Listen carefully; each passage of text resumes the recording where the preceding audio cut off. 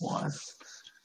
Hey everyone, hope you're doing well. Thank you for joining in tonight on another episode of Embrace the Chase, where we as a community are interviewing over 100 entrepreneurs, authors, influencers, and speakers over the next year. And it's just absolutely incredible. And I am incredibly honored and blessed to have Dr. Rollan Roberts on tonight to be able to interview him. For those of you that have no idea who Dr. Rollan Roberts is, he has been a huge impact in my life, whether he believes it or not or even knows it, for over the last 5 years. I originally stumbled across him via a book called Born to Dream, which we'll get into later tonight, and eventually the 90-day race. And it's just been a pleasure following him for the last 5 years. And you guys are really in for a treat tonight. But for those of you who have no idea who he is, I just kind of want to give you guys a glimpse as to the man that you're experiencing tonight. He's been recognized as one of the top 100 most influential Floridians of 2015 by Insight magazine. He's also the co-founder and CEO of the Business Battleground with Peter Lowe, CEO of the Get Motivated Success Studios. And he's an internationally renowned best-selling author, CEO, TV personality. He's led several global high-growth companies, including he was the CEO of the Hoverboard Company, which was the single hottest global consumer product of 2015, which many of you probably have one of those in your garage right now, and has a record of just creating some of the fastest growing companies in America. He also is a private pilot, which my dad would be super jealous of, and he holds his doctorate degree in international business and entrepreneurship, has 2 patents, was a state senate candidate in 2012, and provides counsel to high-profile individuals and continues to educate and inspire leaders and entrepreneurs all throughout the world via his CEO huddles and his semi-annual CEO cruise. That is a mouthful, and that's not even everything that he does. So thank you so much for being on tonight, Dr. Roberts. If there's anything I missed, please definitely let us know. Well, Jordan, it's a pleasure to be with you tonight. And the only thing you missed is that my mom and dad are, really created all of that. I mean, they were the inspiration and really raised me with the values and the work ethic to accomplish some great things. I love it. I love it. Again, thank you so much for being on. I kind of want to jump right into the 2 books that you've written that I've read at least. And that's the 90-day race, which I believe that's one of the patents you own, correct? Yes. As well as Born to Dream. So I'm going to start with Born to Dream, an incredible book, guys. Really all about just understanding the capacity that you have what it takes to achieve your dreams. And I don't care how cheesy that sounds, everybody loves a good success story, and it changed my life. So Dr. Roberts, if there's any way you could just kind of tell us what inspired you to write that book? Yeah, great question. 2 things. Number one, my first book came out in 2007. It was titled Born to be Rich. It's still the single best-selling book, over 600,000 copies sold. It's in 24 languages. Once you read it, you won't be able to sleep at night. I'll make sure I send it to you. It's unbelievable. But what I remember, what started to happen is when I would speak to people or do the speeches, I realized that people were missing something from the first book that I thought was obvious, but it wasn't obvious to the masses. And that was, they kept thinking that dreams were things. And I tried to explain, this isn't about stuff. This isn't, now the stuff will come. But that's all they were seeing was the stuff. Dreams are not things. And so that's why the subtitle was not just dream, stop wanting, stop wishing, start dreaming is the subtitle, for that, because it really was about putting action and understanding that the real dream is what keeps you going after the victories. And I share in that book Shannon Miller, who was the Olympic gold medal gymnast. And after she won the 92 and especially the 96 Olympics, leading the Magnificent Seven to their first ever team gold for women's gymnastics history. And she crashed after that. She really hit a low point. And it's because it was that her dream was a thing.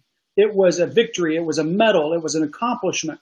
And after people accomplish whatever that thing is, because we're such a goal-driven society, the success world drives that into us to have goals. And once people hit it, they stand around going, now what? And that book really helps get beyond the goal setting, get beyond those kind of things, and dives deep into what is your purpose? What are you here for? What are your dreams?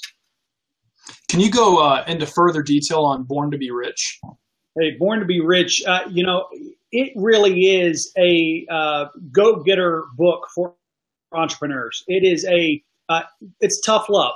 It's not one that if you're just kind of soft skinned, you would enjoy. Because I wrote Born to be Rich after I'd lost everything, and it was about a year and a half later, after I had healed emotionally and in a number of other ways, and financially. And I remember writing it because I was so afraid that I would lose the lessons that massive elimination of my resources, financial resources. I would forget the lessons that I wanted to learn because, if you don't learn the lessons, life is destined to repeat them. And I didn't want to repeat it. So it was, what do I need to remember? And so I literally just spent time and I wrote it to myself. I said, this is for me to read a few years from now or 20 years from now, put it in a drawer. And I was moving a couple years later and I saw it, got it out and was reading down through it. And I was like, oh man, this is good. And I was in a totally different place. And it was a lot of things that I was having to answer with people. By that point, I was a senior executive at a Fortune 500 company. People were asking me, hey, 2 years ago, you owed $1 million. Like you had lost everything and still owed, $900,000+. You had to make $1 million just to be broke, just have $0 in your bank account, And how did you do it? How did you make it in 18 months and then lose it all and then come back?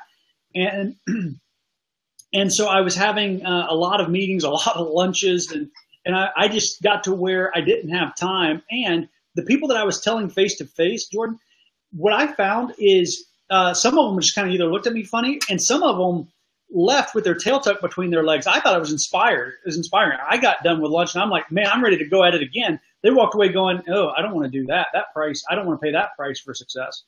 And so I realized that I was too strong, being too abrasive, but I didn't have time to just mess around. So I told them what they wanted to know, how to do it. And they didn't like the answer. And so I got, and then I was reading back through the manuscript and I thought, if I tweak this and take out some of the, super, super, super personal details that I was telling my older self, then what I can do is just publish this. And that's how my first book came into existence. And it is the hard truth that I told myself. And so anybody else, that wants to have that kind of input, they're able to read it. And so from there on, when someone said, hey, can I take you to lunch? I really want to pick your brain. I want to hear how you did it. I just hand them the book and I smile because that way they don't take it personally when I basically tell them they don't have what it takes with who they are now. That is awesome. I love that. So then through the progression of both of those books, you eventually landed on the 90-day race, which you have a patent on. Can you go into a little bit more detail on the 90-day race for everyone? The 90-day race really, is a principle that I was just shocked is not better documented. When I was first formulating this and putting it together, I was on the phone with the first financier of Tony Robbins' coaching and seminar program. So if it was $10,000, people weren't actually having to pay that with their debit or credit card. This company was financing that, and this was decades ago. And so I was sharing with them on the call what we were doing, and they said, this is exactly what we did, with Tony Robbins back in the day, and this is how to get it. And then the guy stops and he said, and he had a very successful company, obviously doing this for people like us. He stops and he said, come to think of it, that's how I started this company, was with a 90-day race. And it was right then that it clicked for him. But the truth is, every single person that I ever talked to that's ever done anything in any arena, business, weight loss, health, just climbing the corporate ladder, entrepreneurship, athletes, professional athletes, it always requires a 90-day run where you go all out. And you can accomplish in 90 days of all out what you cannot accomplish with years of consistent effort. Everyone, I believe, that the secret of success is hidden in your daily routine. I absolutely believe that. But what I'm doing daily is eating healthy. What I'm doing daily is exercising. What I'm doing daily is reading and putting the right input in me. and spending time with the right people. And so having the right input. So, but at some point in your life, you have to do a 90-day race for anything you're going to do to go to another level of success. But here's the great thing. You really only have to do a couple in your life in whatever area it is to be the absolute best in the world. And that's the kind of people that I like working with, are the people who their mission is to be number one at what they do in the world. I wanted to get to the point to where there's not another single person that is a better to call when you are in a crisis than me. If it hits the fan, or when it hits the fan in your life, or when it hits the fan in your business, and you have that Tiger Woods, golf window shattering moment, I'm the next phone call. I wanted to develop myself so that when the hoverboards, which were not ours, but hoverboards of other companies, caught fire, I'm the phone call. CNBC's calling to get my opinion on it, or Fox Business is wanting me to comment on this, or CEO Magazine wants you, you wanted to get to the point to where you are the absolute best in the world at what you do. And if you aren't interested enough in what you are currently doing to become that good at it, I don't know why you're doing it. And if it's just for a paycheck, that's even worse. I agree completely. I'm like doing my best right now to just stay like composed. I'm not even reading the book. Just listening to you talk has me fired up. I'm definitely not sleeping tonight. Like, this is crazy. I love it. Guys, for those of you that have missed the last 3 books he talked about, don't worry. I'm going to link them in the description. You can buy them on Amazon. I've read 90 Day Race. It is incredible. Please buy it. It is life-changing. I think it takes about 30, 35 minutes to read. We just had 300. We sponsored the Miss United States pageant this weekend, over the past week, and gave 300 copies to all of the contestants in all the different divisions.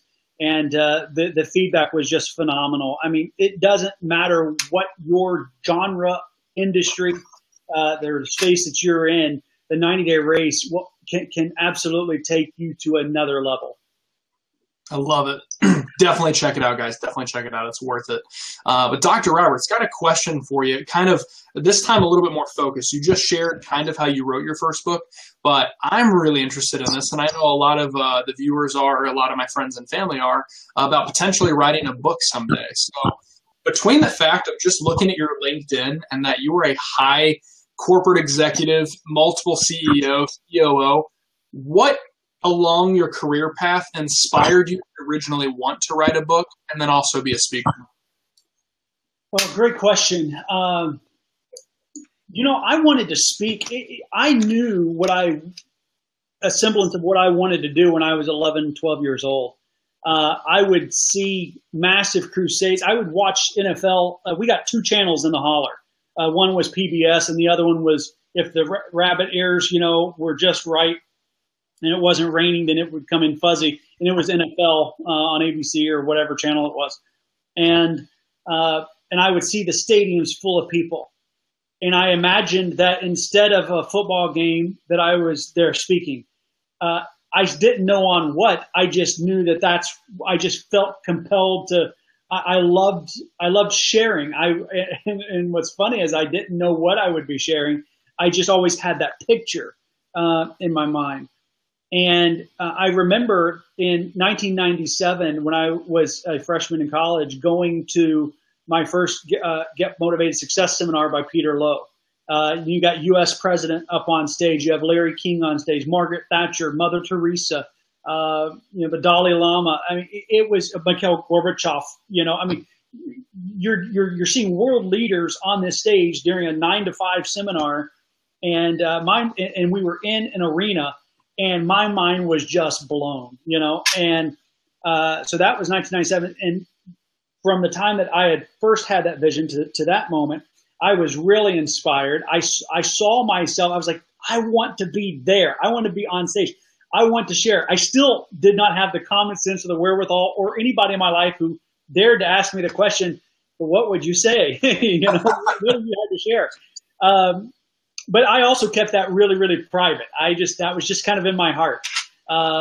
And then in 2007, my first book came out, Born to Be Rich. And I knew, I was like, boom, Peter Lowe, Get Motivated Success Seminar stage, here I come. 10,000, 15,000 people a week. They fill arenas every single week, 50 weeks out of the year.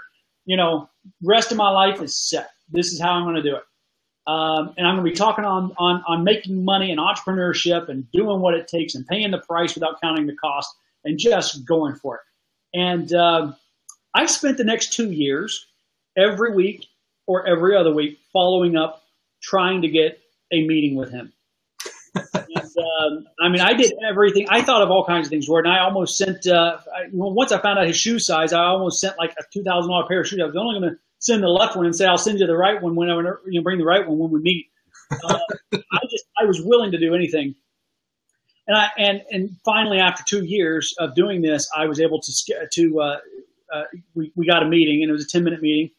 And it was underground during one of the events. And of course, Zig Ziglar was on stage, and as I'm walking through the tunnel, Laura Bush and the Secret Service are walking by because she's the next speaker. And I'm going back here to have my meeting with Peter. And we for the next 10 minutes. And I only had one book at that particular moment. I had the Born to Be Rich book. I had that in my one CD. And he said, well, what do you want to talk about? And I was ready. You know, I said, this is what I want to talk about. This is what we're going to do. And anyway, the bottom line was I was already CEO of another company. I wasn't going to do it. I don't know that I could have done it even if he said, you know, yes, let's do it. But it was basically, you'd be a great business speaker. Let's kind of go that direction. And they ended up not doing that particular plan that they were going to.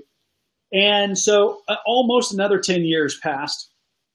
And then he reached out to me a couple of years ago and said, hey, I heard about the work that you're doing with the CEO huddles. I'm fascinated. Can we have lunch tomorrow? So, of course, I said, well, if you follow up with me every 2 years, send me custom cufflinks. You know, go ahead and send, here's my shoe size and to kind of gum my shoe. And then we can have coffee. No, I'm just kidding. I said, absolutely. So we were able to visit the next day, and our friendship began. And, you know, now a year and a half later, we are actually business partners and have founded the Business Battleground. We'll be flying to Atlanta early in the morning with him and doing a conference tomorrow afternoon in Atlanta, Georgia. That is incredible and super inspiring, especially to somebody like me. And I know a lot of people that watch this show and just friends of mine in general who we've always felt a calling, kind of like what you said, but just kind of relating with where you were in college. I'm going to hold it inside until the time comes right. So it's cool to see the progression of you now being partnered with one of your mentors and your heroes, which I just absolutely love. This out too, because it really pertains to your question. It wasn't until I quit trying to be a speaker and author that I really came into the content that makes you a global speaker and author. It wasn't until I stopped trying to create the magical speech and create the inspirational, you know, whatever, and I started doing.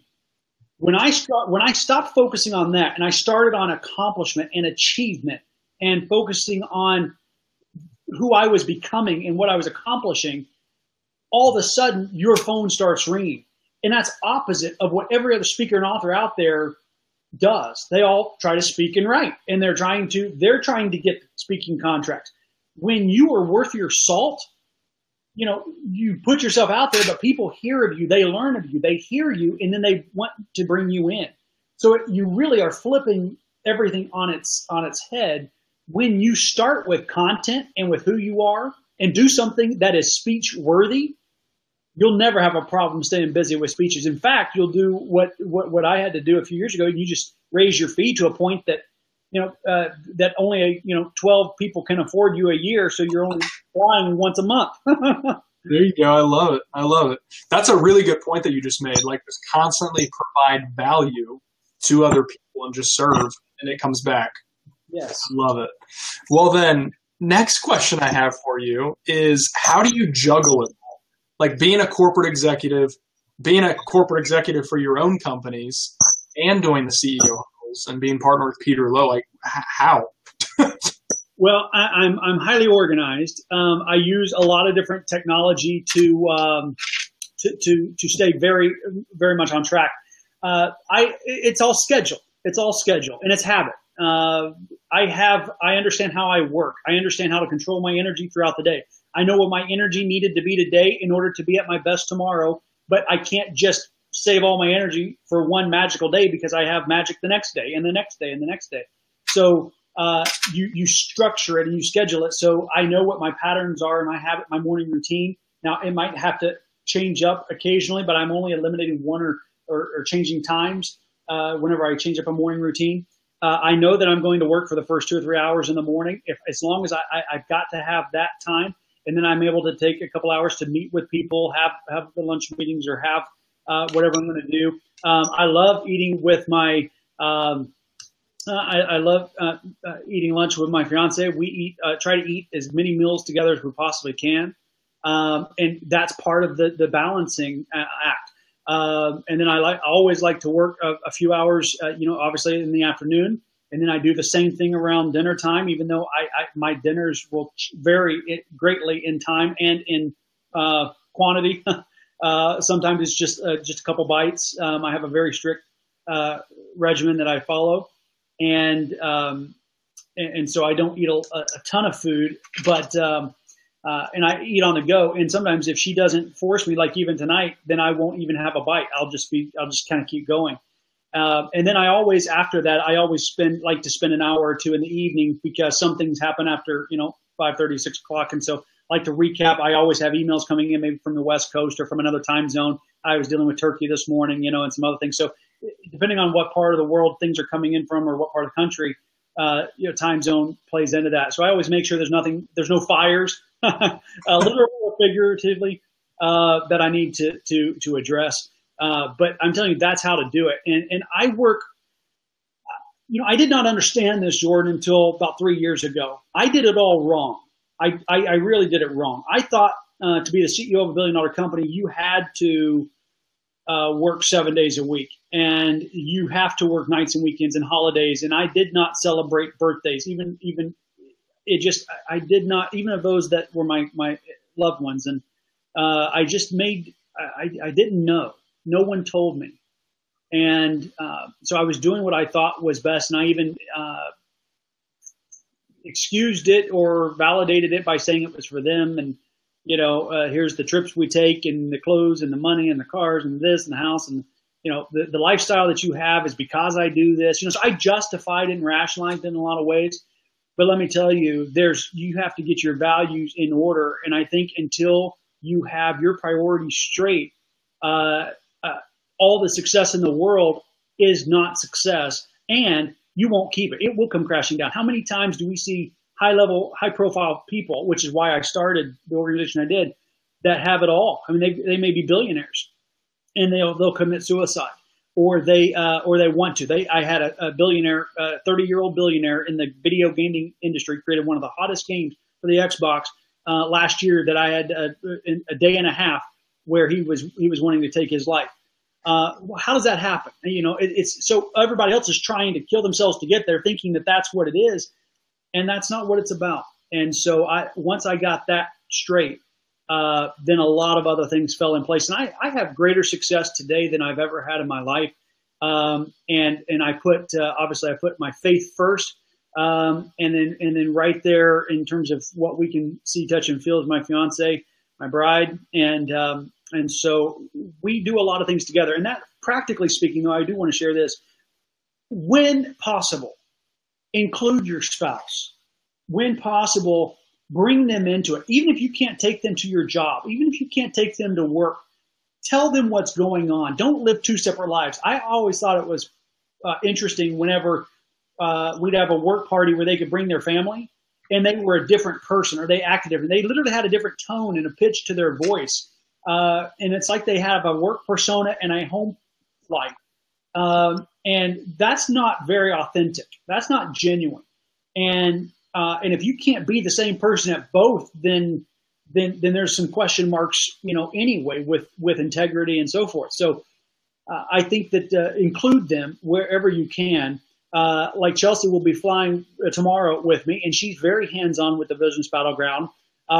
Every all kinds of things I run by her. She comes up with half the ideas or the things that you see. She does string art and all kinds of other things. And for Father's Day, works with my daughters to create, the logo on a beautiful thing. So include them, make them part of what you do. And it allows you to do more of the work and do what you do, because it's not sacrificing your spouse and family. It's actually you're doing it together. So it creates greater success, and you draw closer to them at the same time. That is such a great point and pure wisdom. I don't know what I'd do without my wife, but I'm very glad that you said that. She's actually on a business trip right now in DC, and she's dying and watching this live.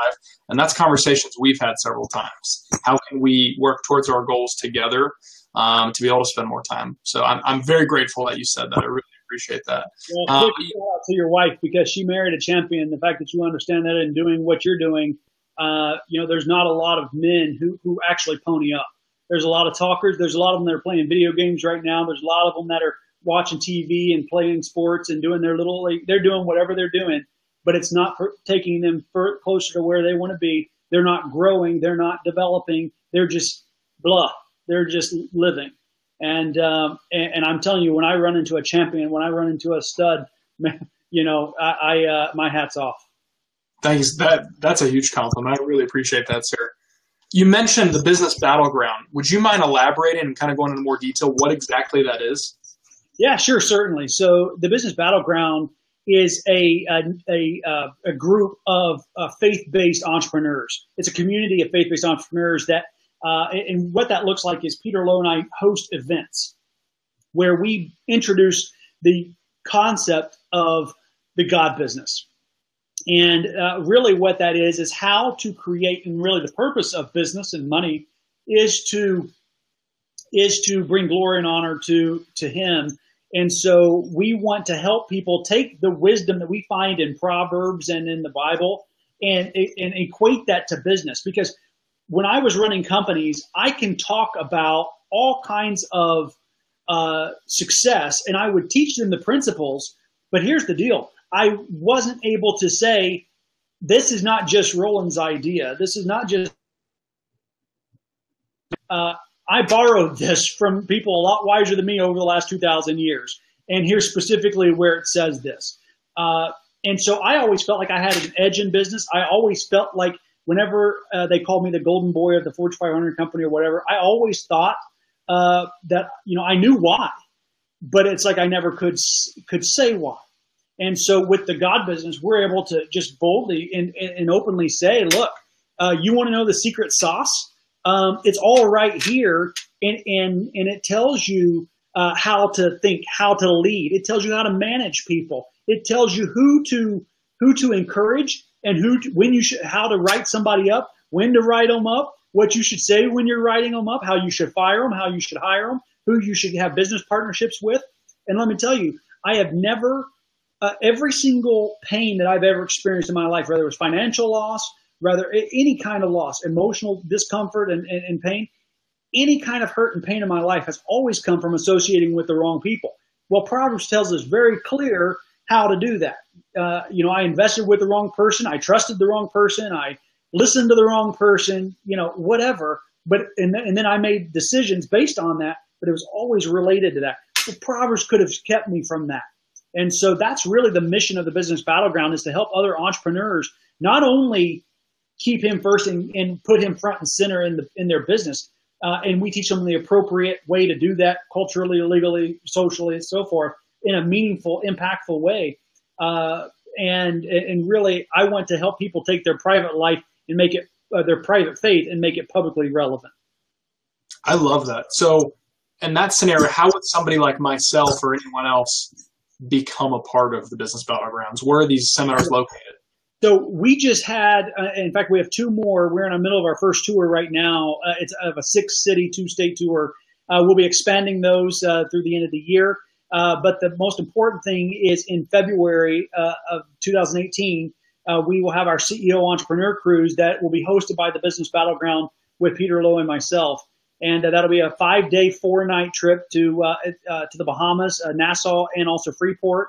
And one of the things we will be doing, we will have sessions with incredible speakers, NFL quarterback, one of the backups to Joe Montana, and started for other teams, 11 plus years. just incredible people that we will have on there. Miss United States, obviously, and maybe there's a few others that are trying to come in there.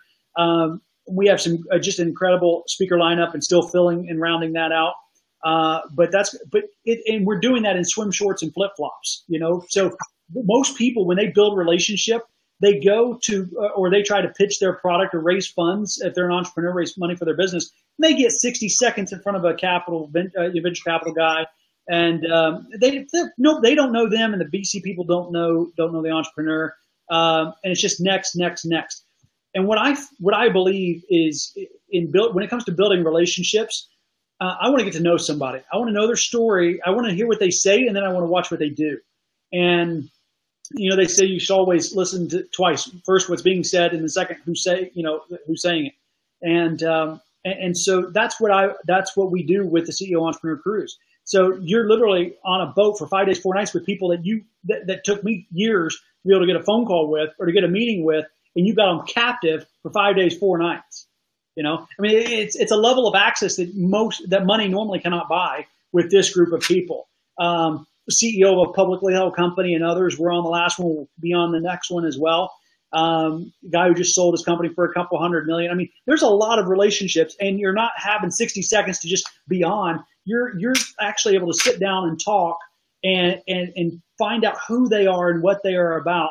And money is not the issue. How great your idea is not the issue. They're building relationship. It's, do I trust you? Do I believe you? Do I like you? Do I want to do business with you? And so that is how we built relationships. And after our last CEO cruise in February, the results were unbelievable. We did not even intend for it to be that. And more partnerships, more joint ventures have come out of that. The relationship is very strong there. In fact, if you look up on Facebook, CEO Entrepreneur Cruise, you'll see the group. You'll see the pictures. You'll see the conversation that is continuing to this day. You'll see the excitement. You'll see the camaraderie.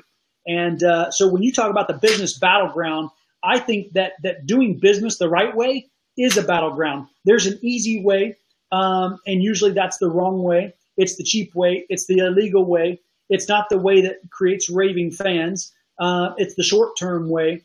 But the ones who are really successful, it's going to be a battleground. You're going to have some challenges. And so what we do both in our land-based events and in our CEO cruise is help entrepreneurs and business owners, executives, professionals, entrepreneurs, kingdompreneurs really excel in their life and business. That's incredible. And people can find this by just Googling the business CEOcruise.com.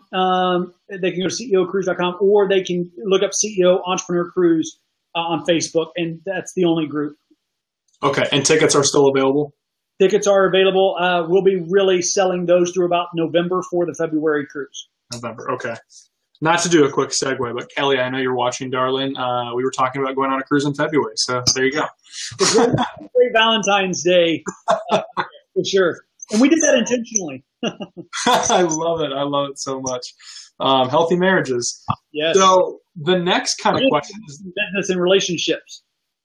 We're illustrating how to have balance and do both business and personal and relationships by doing it over Valentine's Day. I love that. That's really cool. That's super cool. She's probably loving that right now, texting me. Well, then segue. You also started the Prompting, which is is it a nonprofit? Nonprofit, yes, sir. What is the Prompting? Prompting is a nonprofit, faith-based crisis management organization, and we help high-profile individuals and we help companies that are in crisis. And the crisis may be oil spills. It may be data breaches. When I was with ChoicePoint 2006 and 2007, those 2 years, my role was, I was with them since 2004, but in 2006 and 2007, I led the response to the data breach. They were the first to go public with one. And so that included testifying before Congress, negotiating with the settlements with the FTC, hiring 300 people to respond to this crisis and man and staff inbound call centers, and just roll out what would come to be a 2 to 3 year initiative. A lot of times crisis in some companies is declining revenue. And that's what happened with the largest harvester of blue-green algae in the world. I was their CEO until 2012. They were a direct sales organization. They had been over $400 million in revenue, declined, or over $250 million in revenue, or declined to 250. And they had not had a growth month in 15 straight years, not month over month. I mean, month after month. For 15 straight years, it declined. And after 90 days, doing the 90-day race with them, they had their first growth month in 15 years. And so I became their CEO and led that turnaround. So, crisis looks different for everybody. But once again, I wanted to be the 911 call for business and people when it blows up. And life always does for successful people, because we are go-getters, we're hard chargers, and we don't always get it right. And life happens. And I wished that whenever I had those times in my life, I had someone on speed dial, someone that would take my call, someone that knew what to do next and could guide me. And I did not have that influence in my life. So once I came through some things, and once I sold a couple different companies, I reflected and found my true purpose and was able to bring everything together. I started the prompting as a way to help other people avoid the pitfalls that I fell prey to. That's awesome. That's really cool. Guys, I have the link for the prompting listed below as well if you want to get more information on that. Next question I kind of have for you, and I think you probably already elaborated on it, but just in case I missed anything, what exactly are CEO huddles? Yeah, no, CEO huddles, whenever I started the prompting, one of the things I realized was, okay, I'm CEO of an organization again. I am teaching people to not make the same mistakes I did, so I need to put in some of those same safeguards. One of the things I wanted to do was find 2 or 3 other people that I could meet with every single week for 1 hour that we could walk through life, walk through our ups and downs, take the masks off, put them in the middle of the table. This is not a networking event. It is where I tell you what's going wrong in my life and what's going wrong in my business, not how great sales are and what's going amazing. It was a time that I could be real, raw, and vulnerable, but yet it was safe. Normally, when you're real, raw, and vulnerable, it's going to cost you. It's going to cost you business. People will be like, "Oh, I'm so sorry." In the back of their head, they're thinking, "Oh, not going to have him. Not going to hire them to pave my driveway or to do my plumbing next time," because they're kind of they're messed up. And so usually, they say confession's good for the soul, but it's hard on the reputation. And so that's usually what happens with those kind of things. But I wanted to truly create that. I've had some of the people that I've counseled, we're talking murder trials. We're talking a number of things where you have to keep things unbelievably confidential. That'll go to my grave. And so one of the things that we wanted to do was create that place for entrepreneurs, CEOs, executives, business owners, and just professionals. A lot of people work from home. They need to get out. They don't have that office camaraderie. And so they are faith-based CEO roundtables, little CEO masterminds that happen either weekly or every other week around the country. They started off with just the one that I started here. And then we now have several thousand members of CEO huddles around the country. How would someone either start their own CE huddle or plug into the network? One of the ones, CEOhuddles.com. They can go there, and there's a link that if they want to start one in their local city, we help them get started. And we drive the traffic to you, so you don't have to be the one. All we are looking for is faith-based entrepreneurs who want to serve other people. And yes, their business grows. Yes, it gets them in front of a number of other prospects. But it's never coming from that place. It's always coming from a place of service and a place of trying to help people grow in their life and business. And so they literally just send us a message, an email. You can send it to office@theprompting.com, and we'll get that, and we'll either call or email you based on your preferences. We'll end up having a phone conversation or a Skype or FaceTime. And then once we decide that it's something that you would want to do and that we're comfortable with, then we set it up for you. You decide where and when, and the first one's going to be, and then we announce it and we drive traffic from your local community, other entrepreneurs. And I'm telling you, after doing this for several years, I never know what we're going to have. Each one usually has about 5 to 8 people who come, and there might be 100 people in that meetup, but people are traveling and in and out of town. So there's always the same 2 or 3. There's always 2 or 3 visiting.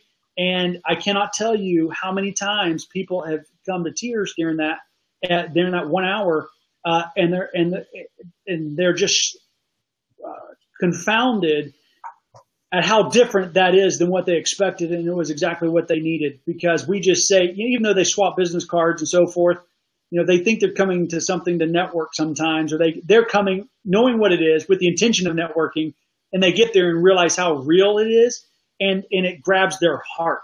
They grab their heart because there's so few things in business that's that real. Everyone has that facade. I remember I was at a trade show for the prompting, and this guy came up and he had his pitch perfect. I mean, he was just on point. So I said, what do you do? I got the spill, and it was flawless.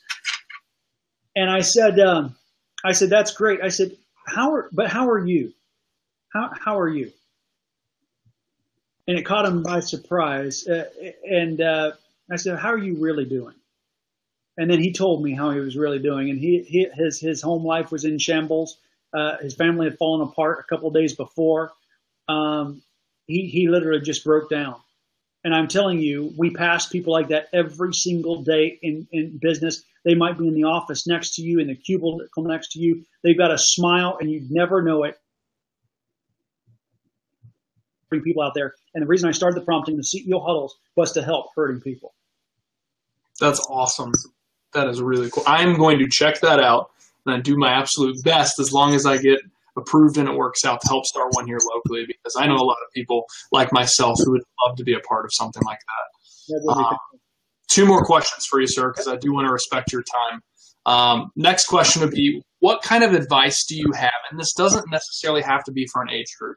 I mean, I have on the screen right now for the up-and-coming generation, but what advice do you have for just people in general who want to win and want to succeed and want to, not necessarily out of the rat race, but find purpose and meaning in their life? Yeah, one thing, the piece of advice I would give to anyone is Matthew 6:33. Seek ye first the kingdom of God and his righteousness, and all these things will be added unto you.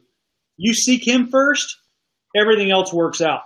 You don't seek him first, you may or may not, and even if you do, you're going to lose it. So it was all a waste of time. One of the wealthiest people who ever lived had everything and then some. And he got to the end of his life and said, it's all for nothing. It's nothing. It's meaningless. And it's because he didn't seek him first. And I'm telling you, if you don't seek him first, you may be happy. You may be able to entertain yourself, but you will not have the deepest kind of peace possible. You may even think you have peace and be happy. But I'm telling you, until you seek him and you are in the perfect place that he has for you like that, you don't know what real peace is, or real happiness, or real joy. And that's what comes from seeking him. And by the way, whenever you are a truly joyful, truly peaceful, truly happy person, guess what? People want to buy from you. People want to associate with you. People want to get in business with you. And then you wonder why all these things are added unto you. It's the main thing. And, and you can't fail. And my biggest fear at this point is succeeding at the things that don't matter. It's winning at the little things, not the eternal things. And you don't have to make that choice. You can get it right and live an abundant life. There's just no doubt about it. And so my single piece of advice to anyone at any age is to seek him first. And it doesn't matter how horrible your past may have been. It doesn't matter what you have done. It doesn't matter if they have, I don't know if they have Facebook Live in prison, but it doesn't matter if you're sitting in a jail cell, or if you're at Penn State or the state pen. It does not matter. You can start seeking him first, and it makes a world of difference. One of the things I do with the 90-day race in that book is I talk about the difference between the critical few and the trivial many. And I talk about how the critical few are the big things in life. There's only 2 or 3 things that ultimately really, really, really matter. Maybe it's your faith, your family, your health, your career. So there's a handful of things that are the most important. They're the pillars of your life. And if you put those in the can first, and then you start filling in soccer practice and little league and barbecues and watching a Magic game and going to the soccer game, and taking the trip and the cruise and all this, when you start adding in everything else, it all fits because you started with the critical few. Most people do the opposite. They start with the trivial many. They eat whatever they want. They don't keep a schedule. They don't know what they're doing tomorrow until they wake up, and then they decide based on what they feel like doing. That's the recipe for failure, and that is the definition of being a loser. And so they just go by their feelings or whatever they feel like doing. And so instead, what I believe is the absolute best advice is to seek Him first, and then all these things will be added unto them. That's the best advice you could have given. And I really appreciate that. Once this ends, I'm going to go back and rewatch this like 5 times because that was just knowledge nugget after knowledge nugget. I really appreciate it, sir. Last question for you. Is there anything on your heart right now that you just want to share with everyone or just want to get off?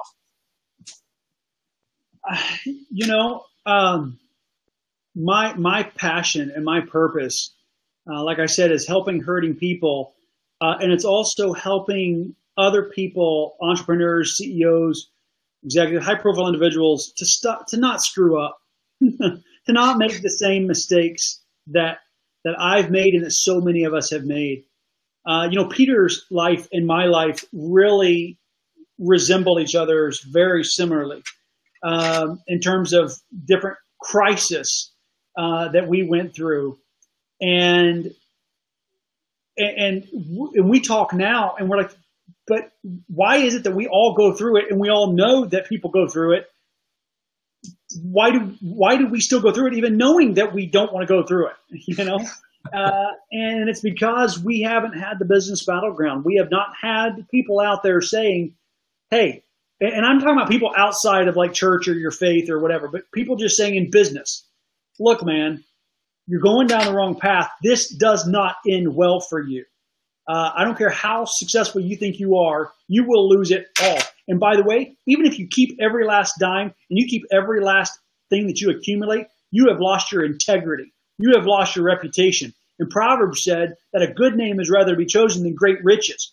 And what most people are choosing is, well, I'd rather a lot of money. I don't care what you think about me. And that's not the way we're supposed to live. Our reputation, our testimony, it is important. A good name is rather be chosen, than great riches. And I think that's because why I wanted to become a person of influence more than a person of great wealth or success. It's much more important to make a difference that has an everlasting impact, not just to inspire them today or tomorrow, but as you mentioned about our relationship, but for years and years to come. I hope that whenever I'm 60 years old on a stage, that your children or your and we're able to have those kind of stories and that kind of relationship. It's real to me. It's authentic to me. So that's what is on my heart, is just that I want people to win. I want them to win big. And I want them to quit playing small. I think that especially if you are a person of faith, why in the world are you playing small? Like, I don't think God created this little world over here that's kind of, average and mediocre. I think He did a pretty amazing job. You go see the beauty and you see how intelligent the design is in our bodies and how they're able to function in the solar system and galaxies. And you start looking around and your mind is blown. He doesn't do things halfway, so why are we? Go all out. He doesn't play small. So really hustle, persist. Stop giving up. Stop giving yourself the easy way out. Stop validating your failure to instill the right disciplines in your life to achieve success. Represent the King, well. Good Lord. My cup is so full right now. Thank you so much for everything you just said. Thank you so much for spending even more time than what I'd anticipated to spend with tonight. And please relay that on to your fiance and your family for allowing us to have your time as well. Everyone, all of the links are going to be tagged below. Please go support Dr. Rollan and all of his endeavors. And if you want to be a part of either the prom team or the CEO huddles or the business battlegrounds, please check it out.